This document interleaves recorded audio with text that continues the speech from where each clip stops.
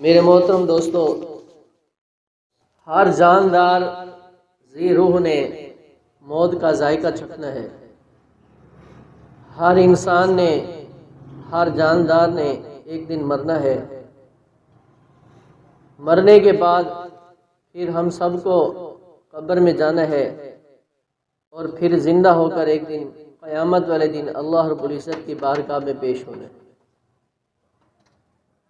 تو عقل مند سمجھدار انسان وہ ہے جو مرنے سے پہلے مرنے کی تیاری کرے۔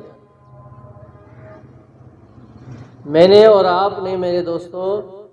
مرنے سے پہلے جو ہے قبر کی تیاری کرنی ہے۔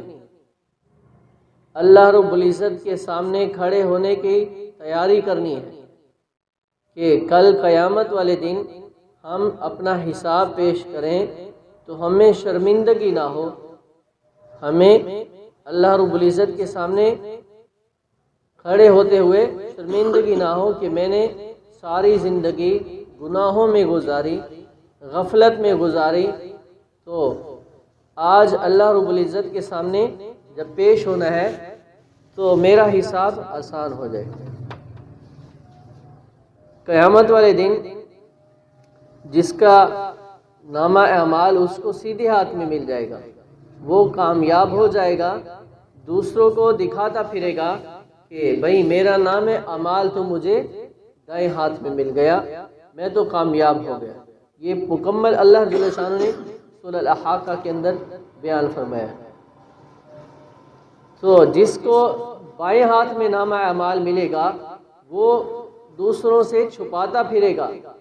ہے شرمندگی، ہے افسوس، میں تو آج ناکام ہو گیا، میرا نام اعمال مجھے بائیں ہاتھ میں مل گیا، میں تو ناکام ہو گیا۔ حسرت اور افسوس کرے گا کہ میں کاش میں نیکوکاروں میں ہو جاتا، کاش میں نیکوکاروں میں ہو جاتا، اللہ کی رضا والے اعمال کر لیتا، نیک اعمال کر لیتا، تو آج میرا حساب بھی آسان ہو جاتا۔ تو میرے دوستو، ہم کہیں سفر کے لیے جاتے ہیں تو پہلے سفر کے اندر آنے والی ضروریات کو پورا کرتے ہیں۔ ہم اس کے لیے اپنا زیادہ سفر وہ پہلے اس کا انتظام کرتے ہیں کہ ہمیں سفر کے اندر مشکلات نہ آئیں۔ ہم جو ہے کھانے پینے کا انتظام کرتے ہیں، کچھ پیسے بھی جیب میں رکھ لیتے ہیں اور سواری کا انتظام کرتے ہیں یا ٹکٹ کا انتظام کرتے ہیں۔ ہمیں جب پتہ لگ جاتا ہے کہ ہم نے اب سفر کے لیے جانا ہے تو میرے پاس اب سب کچھ تیار ہو چکا ہے، میں سفر کے لیے تیار ہوں، مجھے جو چیز ضروریات تھی میں نے اپنے ساتھ لے لی ہے۔ تو موت کا جو وقت ہے وہ کسی کو پتہ نہیں، موت کا وقت کسی کو پتہ نہیں ہے کہ کب موت آ جائے، کس لمحے آ جائے، کون سی جگہ آ جائے، کس حالت میں آ جائے، یہ اللہ جل شانہ کے علم میں ہے۔ تو میرے دوستو، موت کا علم ہمیں نہیں ہے کب آئے گی، تو ہم نے موت کے لیے ہر وقت تیار رہنا ہے۔ اللہ جل شانہ سے ملاقات کے لیے ہم نے ہر وقت تیار رہنا ہے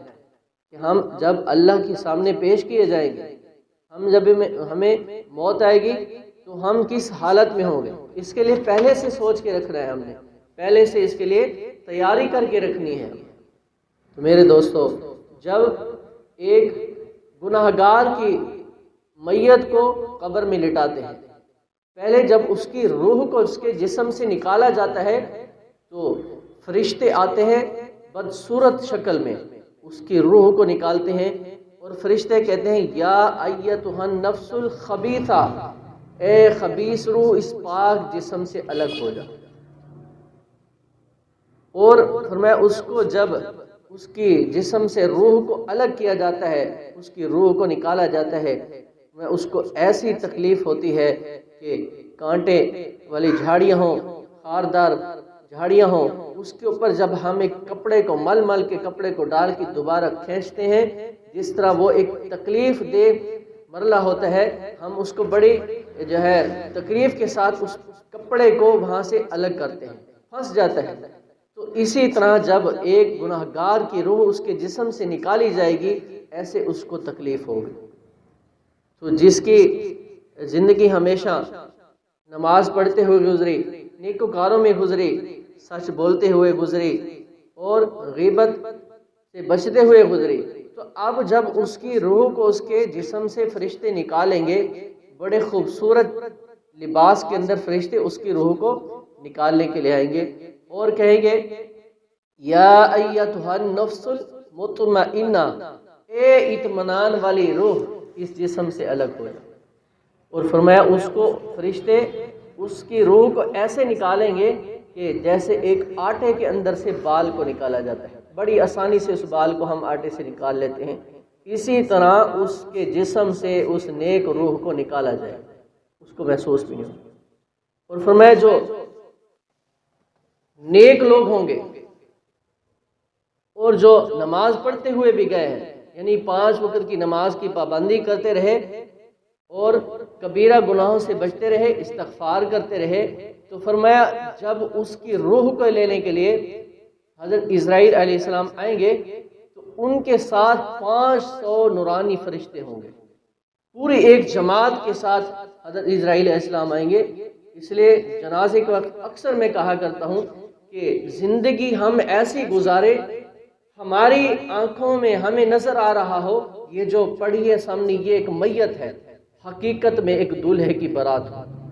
بارات کی شکل میں حضرت اسرائیل علیہ السلام آئیں گے، 500 نورانی فرشتے حضرت اسرائیل علیہ السلام اللہ رب العزت کے حکم سے جنت کے اندر سے ایک ریشم کا رومال، خوبصورت رومال لے کر آئیں گے،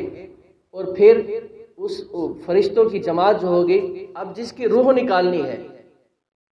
اب اس پر موت کا وقت آ گیا ہے، روح نکلنے کا وقت قریب ہے، اب اللہ جل شانہ اپنے اس نیک بندے اور بندی کو ایسا منظر دکھا دیتے ہیں کہ ایک فرشتوں کی جماعت آ گئی ہے، اسرائیل علیہ السلام اس کی روح نکالنے کے لیے آ گئے ہیں، اب وہ اس کے جسم کے اندر روح تڑپنے لگتی ہے کہ یہ مجھے فوراً یہاں سے روح جو کہتی ہے مجھے نکال کر اللہ رب العزت کے پاس لے۔ اللہ جل شانہ ایسا خوبصورت بارات کا منظر اس کو دکھاتے ہیں، وہ روح اس کے اندر تڑپنے لگتی ہے، پھر اسرائیل علیہ السلام اس کے جسم سے آرام سے ایسے جس طرح آٹے کے اندر سے بال نکالا جاتا ہے اس کی روح کو نکال لیتے ہیں، پھر اس کو روح کو لے جایا جاتا ہے پہلے آسمان پر، دوسرے آسمان، تیسرا، چوتھا، پانچواں، چھٹا، ساتویں آسمان، پھر عرش کے نیچے جب روح کو لے جایا جاتا ہے وہ روح جو ہے اللہ رب العزت کے ہاں سجدے میں گر جاتی ہے، اور اللہ رب العزت فرماتے ہیں کہ اے میری نیک بندی، اے میرے نیک بندے، تو نے دنیا میں بڑی اچھی زندگی گزاری، تو نے دنیا میں میری رضا والے کام کیے،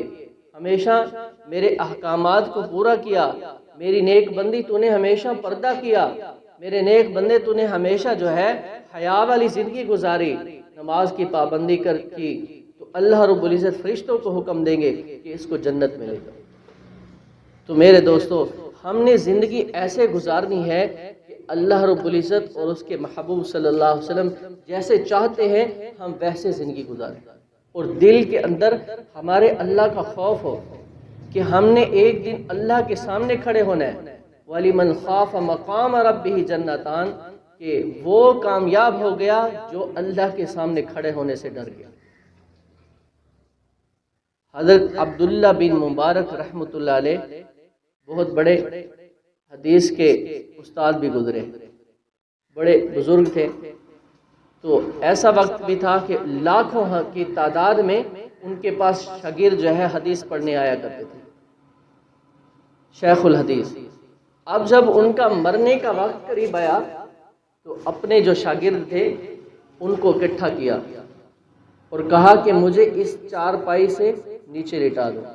چارپائی سے نیچے جس زمین کے اوپر لٹا دو، نہ کوئی وہاں قالین، نہ کوئی وہاں سنگ مرمر لگی ہوئی، نہ کوئی اعلیٰ قسم کی ٹائل لگی ہوئی، بلکہ عام زمین مٹی کی، اس پر جو ہے مجھے لٹا دو۔ اب جو شاگرد تھے تو شاگرد بھی اس وقت کے اللہ والے تھے، تڑپ اٹھے کہ ہم اپنے ہاتھوں سے اپنے استاد کو وہ اس زمین پر لٹائیں، تو لیکن استاد کا حکم تھا، فوراً ان کو وہاں لٹا دیا۔ اب حضرت عبداللہ بن مبارک رحمۃ اللہ علیہ اپنی سفید داڑھی کو پکڑ کر زمین پر گھسیٹتے ہیں اور اللہ رب العزت سے عرض کرتے ہیں یا اللہ میرے اس سفید بالوں پر رحم کرنا، میرے اس سفید بالوں پر رحم کرنا، مجھے معاف کرنا۔ تو اتنے بڑے محدث اور شیخ الحدیث ہزاروں لاکھوں کی تعداد میں جن کے علماء کرام شاگرد ہوں، وہ آخری وقت میں ایسی حالت میں یا اللہ مجھے معاف کر دینا، میں ان پر رحم کرنا، یوں نہیں کہا یا اللہ میں نے اتنے بڑے بڑے جو ہے شاگرد پیدا کیے ہیں، میں نے فلاں کو حدیث سکھائی ہے، فلاں کو شیخ الحدیث بنایا ہے، حدیث کا استاد نہیں میرے دوستو، اپنے آپ جو اپنی کمزوری تھی اس کو بیان کیا، یا اللہ میرے اوپر رحم فرما دے۔ تو ہم بھی اللہ رب العزت سے یہ دعا کیا کریں، یا اللہ ہمارا خاتمہ ایمان پر فرما دینا، یا اللہ میرے پاس جو آپ نے مجھے توفیق دی ہے، میں نے اعمال کی ہیں لیکن وہ ایسے تھے کہ جیسے آپ چاہتے تھے میں کر نہیں سکا، لیکن اللہ میں لگا رہا ہوں، یا اللہ مجھے معاف فرما دینا۔ تو اللہ رب العزت سے اپنے گناہوں کی توبہ کرنی ہے، معافی مانگنی ہے کہ جب ہمارا بھی مرنے کا وقت آ جائے تو فرشتے ہمیں لینے کے لیے آئیں تو یوں نہ کہیں کہ نفس الخبیثہ، بلکہ فرشتے ہمیں کہہ رہے ہوں نفس المطمئنہ، کہ اے اطمینان والی خوبصورت روح اس جسم سے الگ۔ میرے دوستو، اللہ رب العزت کو ہم مرنے سے پہلے راضی کر لیں۔ ایک صحابی رسول حضور صلی اللہ علیہ وسلم کے پاس آتے ہیں اور آ کر کہا کہ میرا جو اونٹ ہے رات کو مجھے بڑا تنگ کرتا ہے، رات کو مجھے بڑا تنگ کرتا ہے، سونے نہیں دیتا۔ تو حضور نے فرمایا اچھا آپ کی شکایت سن لی، اب اونٹ کو بلایا جائے۔ اونٹ کو بلایا جاتا ہے، اونٹ کو کہا بھئی تمہارے مالک نے تمہاری شکایت کی ہے، یہ تمہارے سے کام لیتا ہے، تمہیں کھلاتا بھی ہے، وقت پر پانی بھی دیتا ہے اور تمہیں کوئی تکلیف بھی نہیں دیتا، پھر تم رات کو اس کو سونے کیوں نہیں دیتے؟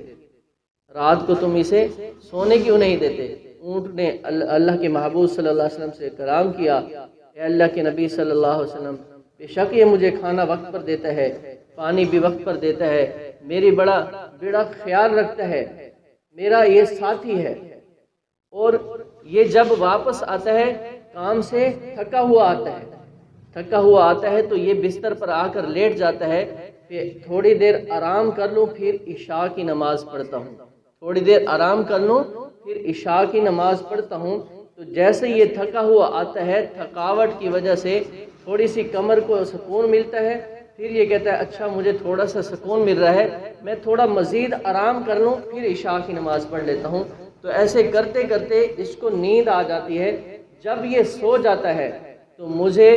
اللہ رب العزت کے عذاب سے ڈر لگتا ہے کہ کل قیامت والے دن اللہ رب العزت مجھ سے یہ سوال نہ کر دیں بھئی تمہیں یہ تو کھانا بھی وقت پر دیتا تھا، تمہارا بڑا اچھا خیال رکھتا تھا، تمہیں کوئی تکلیف بھی نہیں پہنچاتا تھا، تمہارا ایک اچھا ساتھی تھا، تم اسے نماز کے لیے کیوں نہیں جگاتے تھے؟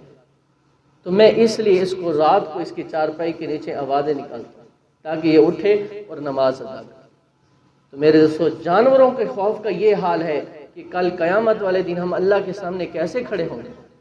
حضرت عیسیٰ علیہ السلام جب اللہ جل شانہ کے سامنے قیامت والے دن کھڑے کیے جائیں گے، اللہ رب العزت عیسائیوں سے جو کرسچن ہیں ان سے پوچھیں گے بھئی تمہیں کس نے اس کام پر لگایا تھا کہ مجھے چھوڑ کر میرے شریک بناؤ۔ عیسائیوں کا یہ عقیدہ ہے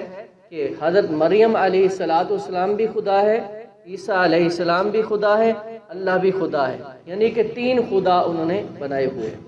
تو قیامت والے دن ان سے پوچھا جائے گا تمہیں یہ کس نے کہا تھا، تو وہ حضرت عیسیٰ علیہ السلام کی طرف اشارہ کریں گے، پھر حضرت عیسیٰ علیہ السلام کی طرف اللہ جل شانہ جاننے کے باوجود پوچھیں گے، اور عیسیٰ علیہ السلام بھی جانتے ہیں میں نے ان کو اس کام پر نہیں لگایا۔ جب اللہ جل شانہ ان سے پوچھیں گے کہ کیا تم نے ان کو اس کام پر لگایا تھا، تو حضرت عیسیٰ علیہ السلام پر اللہ جل شانہ کی اس بات کا اتنا خوف ہوگا، علماء کرام لکھتے ہیں کہ جسم کے تمام بالوں سے خون نکلنا شروع ہو جائے گا، اتنا خوف ہوگا۔ جانتے ہیں کہ میں نے ان کو نہیں لگایا، اللہ پاک بھی جانتے ہیں، لیکن اللہ جل شانہ کا خوف اتنا ہوگا کہ ان کے جسم کے بالوں سے خون نکلنا ہوگا۔ تو میرا اور آپ کا کیا حل ہوگا جب ہم قیامت والے دن اللہ جل شانہ کے سامنے پیش کیے جائیں گے؟ تو میرے دوستو، مرنے سے پہلے ایک اچھی زندگی گزار کر جائیں، اللہ رب العزت کی رضا والے کام کر کے جائیں۔ ہم ایسے کام نہ کریں جس سے اللہ نے ہمیں منع کیا، اللہ کے محبوب نے منع کیا ہے۔ ہم ایسے کاموں سے خود بھی بچیں دوسروں کو بھی بچانے کی کوشش کریں۔ اللہ ہمیں عمل کی توفیق